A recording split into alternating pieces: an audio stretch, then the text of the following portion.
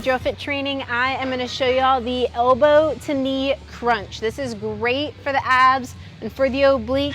We're going to start by laying down on this mat with our knees up and get into it from there. Laying down into position, go ahead and pick a leg and cross that over your other leg. Your ankles should be resting at the top of your other knee. Your hands can go behind your head to give yourself some neck support as you go through the exercise. And really what we want to do here is just bring your elbow up as high as you can to almost touch your knee or touch your knee if possible. Really trying to bring the rib cage into the hip here, getting as much crunch as we can.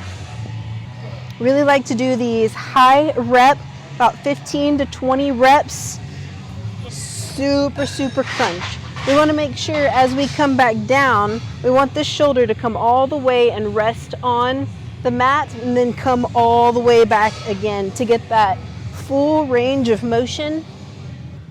This is a great ab exercise to add in with some other ab exercises, get a little circuit going. It's really going to help with those hard lines, get the obliques going even more for you. Go ahead and add it in on your ab day.